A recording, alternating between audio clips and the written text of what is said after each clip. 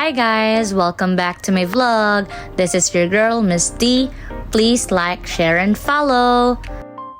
So, samahan niyo ako magganda-gandahan dahil ako'y iti-date ng aking Bebe Loves. Di niyo danas. Tara!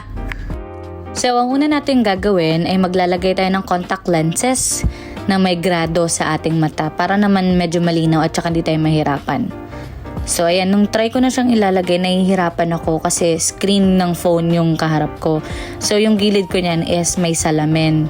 So nung pinapasok ko siya, sobrang nahihirapan ako, kaya I'll stop this and then try it na. So nalagay ko na siya, nakaharap ako sa salamin yan. So dito part na to, naiyak na ako kasi ilang beses ko siyang nilagay na para bang sobrang sakit sa mata. But tiis ganda tayo te, so ganyan talaga, parang nakakaiyak siya sa umpisa. Lalo na pag very first time mo lang maglagay. Ayan, punas-punas lang ng luha na para bang akala mo inapay na lipusta ng bawat Pilipino sa sambayan ng Pilipinas. Next step naman natin ay ang paglagay ng primer sa ating muka para matanggal ang mga pores, matakpan ng kinabukasan ng bawat Pilipino sa ating muka. Ay, nakalimutan ko, maglalagay din muna pala ako ng Lucas Papaw sa aking labi kasi para na akong comatose. Parang yung labi ko parang ano siya, parang may anemia na stage 99. So naglalagay na ako niyan sa aking labi para ma-hydrate niya yung labi ko gamit ang Lucas Papaw na binili ko sa Watson. So after maglagay ng Lucas Papaw para ma-hydrate ang labi, tanggal muna ng mga sobra-sobra. Next part is ang lalagay nga ng primer gamit ang O2O. Ito yun, para matakpan ang kinabukasan, ma-blur ang mga pores kung saan lumalabas ang mga sharingan. So lagay-lagay lang muna. Ayan. Huwag niyong tipirin yung sarili niyo when it comes to paggamit ng primer kasi sobrang ganda at sobrang flawless talaga ng kalalabasan ng makeup niyo. And after nyan, blend gamit ang kamay nating mahiwaga kasi kanya-kanyang trip to. Mukha ko to, hindi niyo to mukha.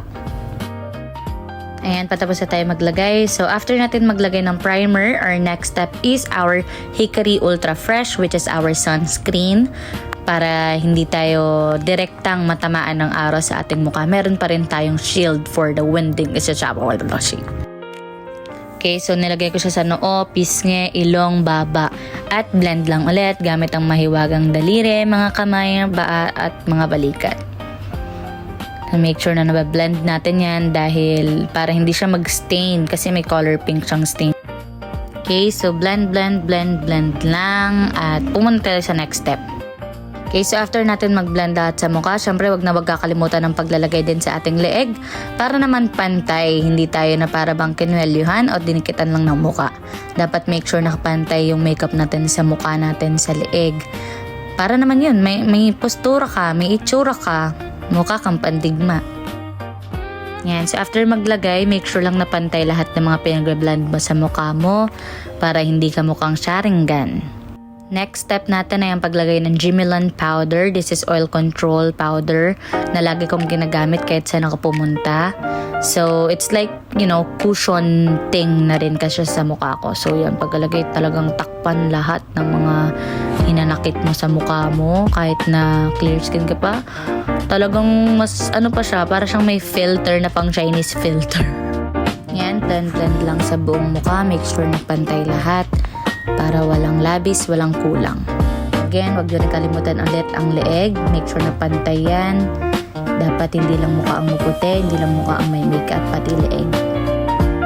Okay, so pagkatapos na ng cushion, lagyan na naman natin siya ng powder. Press lang sa under eye and sa buong face para hindi malagkit feeling.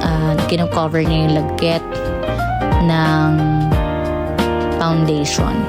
And foundation powder naman siya. Yung leeg din, huwag kakalimutan para naman pantay ang buong pagkatao.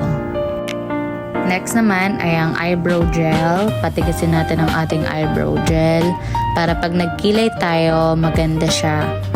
Yung katulad ko ginagawa, lagi ko talagang inuuna yung eyebrow gel bago ang lahat.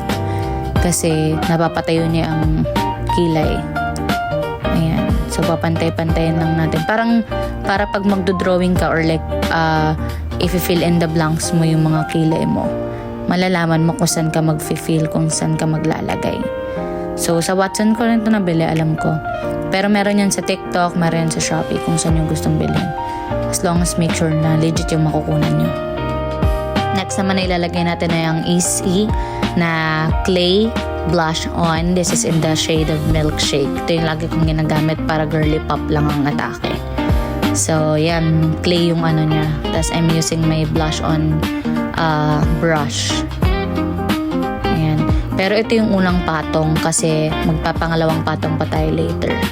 Para lang hindi matanggal or else hindi mawala sa mukha mo. Ayan. Blush, blush, blush lang. Hanggang sa magpantay yung magkabila ang pisngi. Ayan. So, after mo makapag first blush on, first patong, ang gagawin naman natin, since yun yung eyebrow gel natin, is magkikilay na tayo. Yan. So, ang una kong ginagawa is mag-brush ako ng kilay ko para ma-make sure ko na nakatayo ang mga kilay ko para alam ko kung saan ako mag-fill in the blanks. Yan. I'm using the O2O Eyebrow Machete Pencil. So, yan. As I've mentioned, magdodrawing ka lang talaga ng mga kulang-kulang dahil hindi naman lahat binibigay sa atin ni Lord. Siyempre, fill in the blanks muna tayo ng kilay. So, ayan, pagpapantayin mo muna sila. Hindi kasi ako sanay na nasa screen nakatingin kaya may salamin ako dyan. So, ayan, I have to make sure na pantay yung kilay ko. Tapos, after nyan, ibabrush ko lang ulit para kumalat. Ganun naman din yung gagawin sa kabila. Ayan, tingnan nyo. Fill in the blanks lang ulit. Para lang kayo nagdodrawing lang talaga ng kilay mo. Hindi ako marunong mag-ahit pa, kaya sinusundan ko lang yung mga existing na kilay na. Ayan, so after ko magkilay, make sure mo lang na pantay sila both para hindi super kapal ng kabila, hindi rin sa kabila. So ayan, pantay na nga siya. Diba, ang galing ko, pantay na sila. Check ka na, malabong tags, pwede na tayo makipag-date. Sa lahat ng makeup, kilay ang pinaka the best. Okay, so after ng kilay, ito na yung look natin. And let's do the next step, which is the cluster lashes. Maglalagay tayo magkabilat kaliwat kanan. So, try kong lagyan ng mascara para mas madikit siya bago ko lagyan siya ng cluster lashes. So, try mo. At saka para medyo makapal-kapal din siya tignan. Medyo smoky eye kasi yung gagawin ko since naka-black dress ako. So, after the mascara, ilalagay na natin or i-apply na natin yung cluster lashes natin. Ang paglalagay nito, ang unang-unang gagawin natin is papunta mula dulo, mula outer pa inner. So, para meron siyang effect, may pagka-smoky siya yung ganun. Or like cat eye kung tawagan. Depende sa inyo kung anong gusto niyong tawag. Basta ako, gusto ko Catwoman kung tawagin. Tanggal siya kasi dumikit siya sa foundation, sa may pilik mata ko meron kasing foundation. So, ulitin natin siya, trial and error, sayang kasi kung tatapon agad. So, pagkalagay, ipipress ko siya using my hands. Kailangan diin na diin para madidikit siya sa totoong pilik mata. So, after ma-press, check mo kung okay na ba siya para hindi siya matanggal basta-basta. And then, after nun, tuloy-tuloy lang hanggang sa kabilang mata, ganun din. Okay, so after the left, yung right naman. So, tig-tatlo lang yung nalalagay ko para hindi rin sayang. Tsaka para pantay din ng bawat magkabila ang pilik mata. Make sure din na pantay siya sa dulo mo siya ilalagay. Dulo ng pilik mata para dumikit talaga siya. Then press lang hanggang sa dumikit. After mo maglagay, make sure na kung pantay na silang dalawa. Tapos, ano ba? Parang naman nakakainis.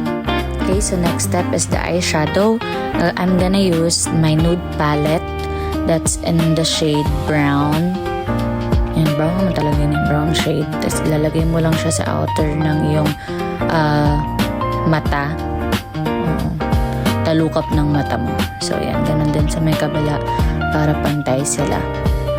Okay, so after nyan, I'm gonna use the light brown. It's kinda nude brown nga eh. So yan, sa inner ng lukap ng mata ko naman siya ilalagay para may pagka-ombre. Di halata pero ang ganda na, promise. Sobrang ganda ng kinalabasan niya na para bang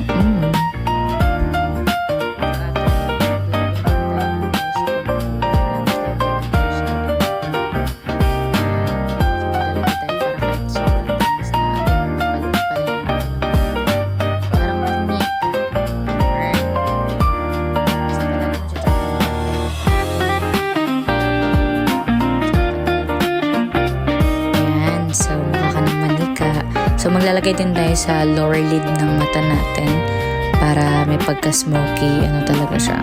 Feeling. Smoky feeling. Napaka-feeling ngera. So anyways, ayan, maglalagay ka lang dyan para wala, feeling mo, ang ganda mo na. Ina, para bang,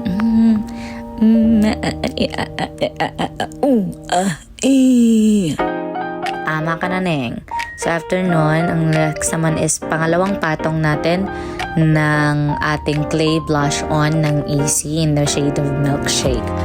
Yan, I'm doing this para naman hindi super kapal kasi I'm doing this para hindi ka agad-agad mahulas. So ayun, parang pang long lasting siya kung tawagin. Ayan. So pag nakakapalan kayo, pwede niyo naman i-like. Pero sa video kasi, ano siya, for me, like super light lang niya. Okay, so make sure mo din na pantay ang kaliwat ka ng pisngi.